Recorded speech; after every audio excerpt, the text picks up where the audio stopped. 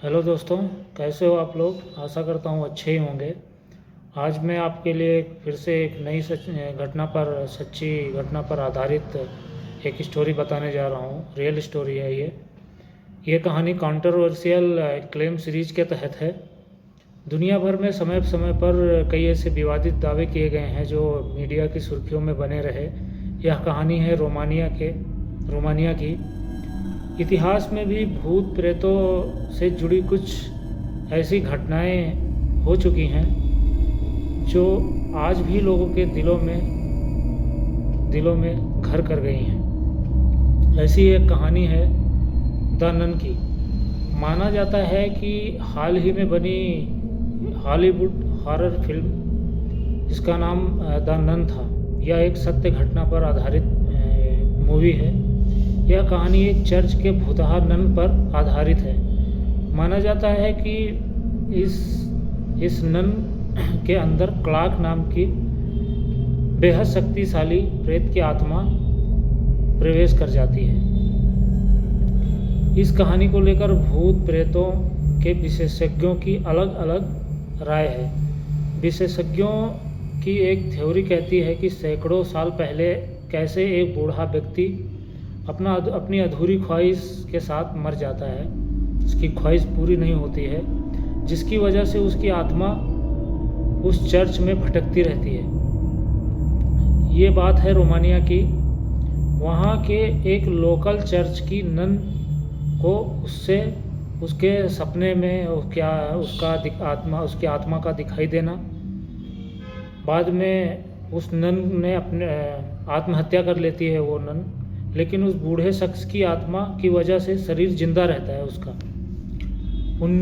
ये बात है 1952 की 1952 की। नन की आत्महत्या की जांच होती है। जांच के वेंकटेन द फादर बुर्क और सिस्टर इरेनी को भेजा जाता है जांच करने के लिए। पता चलता है कि मरने वाली नन का नाम सिस्टर क्लोटेरिया होता है। जल्द में ही फादर बुर्क और सिस्टर इरेनी का सामना भूतहा और पुराने किले से होता है। जल्द में वो समझ जाते हैं कि यहाँ किसी भयानक आत्मा का साया है, लेकिन वह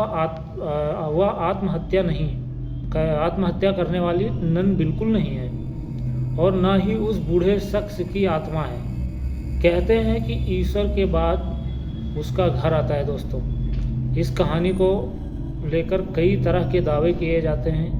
एक दूसरी थ्योरी कहती है कि रिसर्च करने वाले फादर इस बुरी आत्मा का पता लगा लेते हैं। इस आत्मा का नाम क्लार्क रहता है और क्लार्क के बारे में बताया गया है। दोस्तों, क्लार्क के बारे में एक ऐसा दावा किया गया है कि यह एक ऐसा दानव था जो अपने जब जिंदा था तो वो किसी को होता है ना दोस्तों कि कोई किसी को देख नहीं सकता है, सुखी नहीं देख सकता है, कोई खुश ना रहे। वो ऐसा व्यक्ति था। वो हमेशा उसके अंदर निगेटिव चीज़ें भरी रहती थी। कहा जाता है कि इसी के वजह से कोई इससे बात नहीं करता था और ये अकेले में रहना ज़्यादा पसंद करता था। इसीलिए इसने आत्महत्या कर लिया था।